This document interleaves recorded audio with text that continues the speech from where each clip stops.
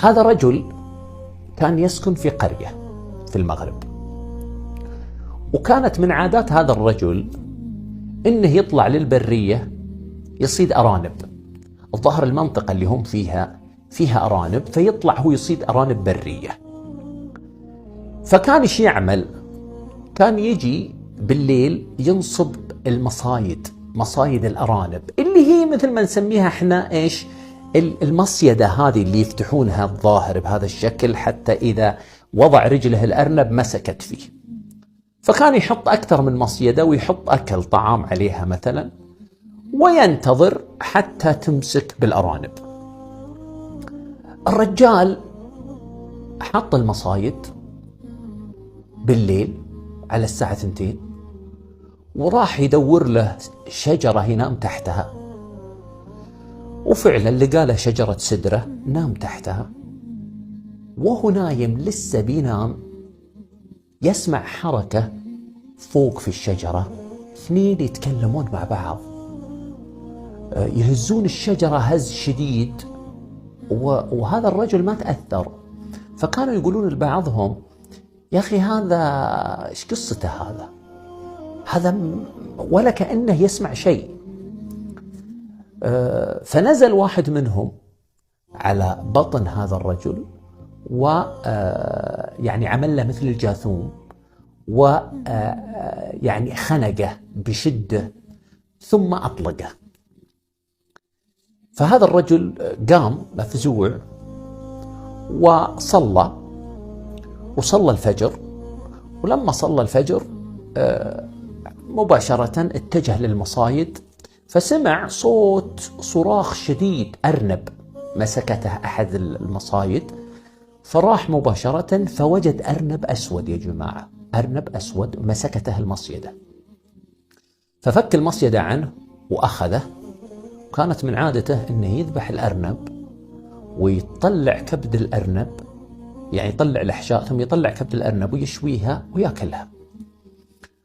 وهذا الذي حصل، ذبح الأرنب والأرنب كان يصرخ بطريقة هستيرية غريبة جدا، ثم شوى كبد الأرنب وأكلها. وخلاص ما طلع معه صيد إلا هذا الأرنب. أخذ هذا الأرنب ورجع للقرية وجاء عند زوجته وقال لها خذي اطبخي لنا الأرنب. المرأة أخذت اللي هي الجدة، أخذت الأرنب المذبوح طبعا وحطته في قدر تبغى تطبخه، ويرجع يصارخ ثاني مرة صراخ قوي حتى انقطع الصوت. استغربوا هم، ميت شلون يصارخ؟ بس ما عاروا اهتمام حتى انقطع الصوت. حاولت تطبخه، لم ينضج اللحم. فالجد أخذ هذا الأرنب المطبوخ شبه مطبوخ ورماه. هذا الأرنب ذا مو مضبوط، ما أدري شو وضعه هذا. الرجل هذا أصيب بألم في البطن شديد، وهذا الألم خلاه ما عاد يستطيع يأكل. خلاص الرجال عنده انسداد في الشهية. الذي حصل يا جماعة الخير أنه استمر على هذا الحال فترة، وأصبح إنسان نحيف جدا جدا.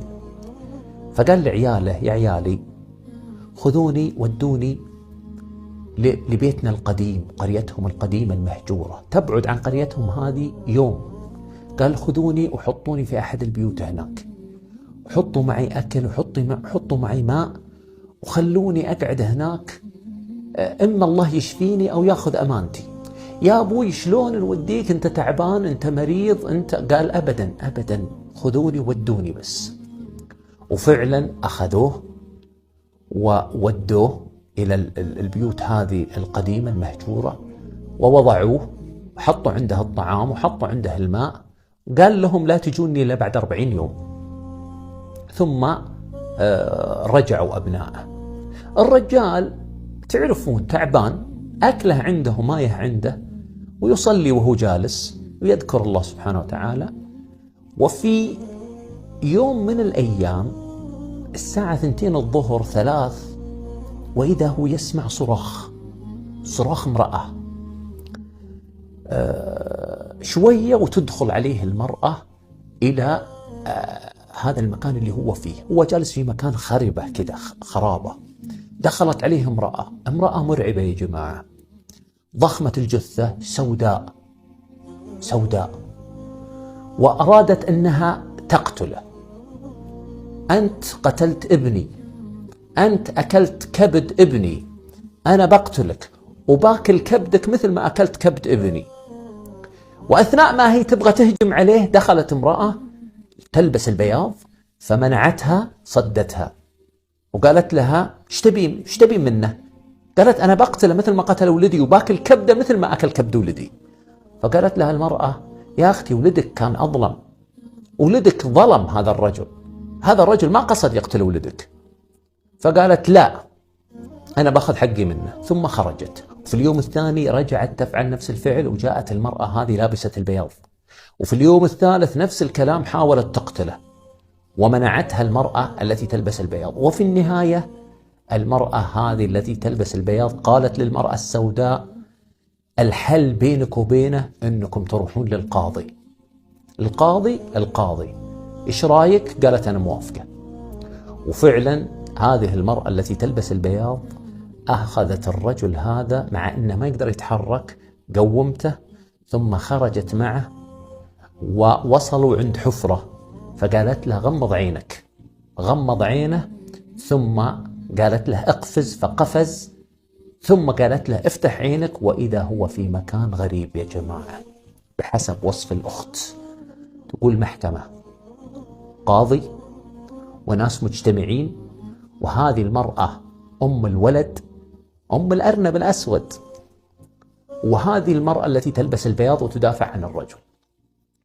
ثم تكلم القاضي وقال إيش الموضوع؟ فشرحت له المرأة التي تلبس البياض الموضوع بالكامل، وأنه هذا الرجل صاد الأرنب الأسود، وأنه الأرنب الأسود ابن هذه المرأة. فسأل المرأة السوداء وقال لها تكلمي. قالت هذا الرجل قتل ابني وكان حاط المصايد وصاد ابني وأكله وأكل كبده، وأنا أبغى أخذ حقي منه. ثم سأل القاضي هذا الرجل الجد وقال له قل لي ما الذي حصل؟ فقال له يا قاضي أنا نعم أجي أصيد وأضع المصائد، لكني أقول الأذكار وأقول نحن بالله وبالشريعة معكم، يا إخواننا في هذا المكان نحن بالله وبالشريعة معكم، يعني لا تؤذوننا ولا نؤذيكم، وأنا أقول الأذكار.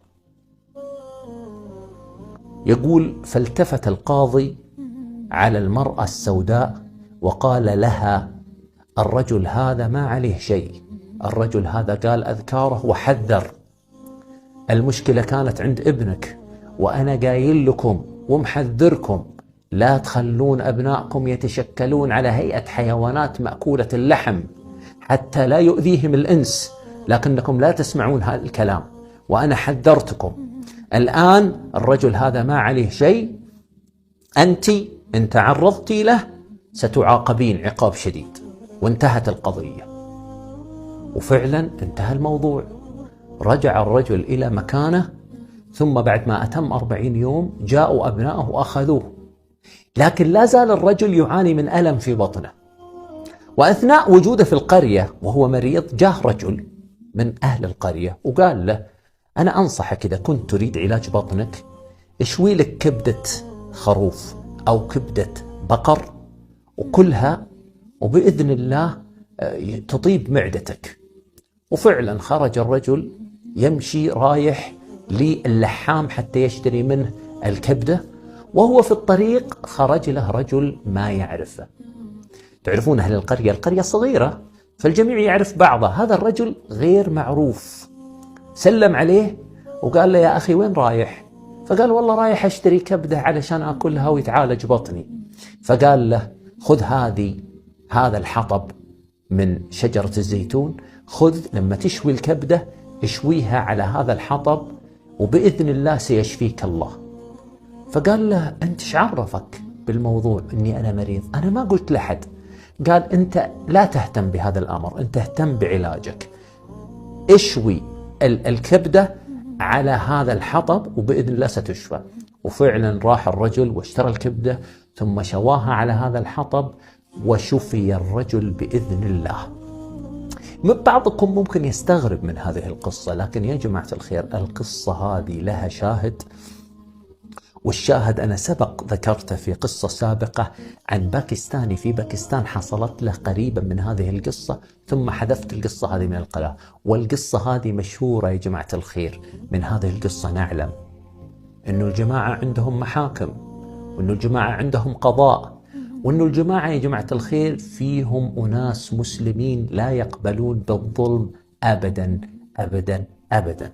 أتمنى يا جماعة الخير أن القصص أعجبتكم، وأن العطور هذه أتحفتكم. السلام عليكم ورحمة الله وبركاته.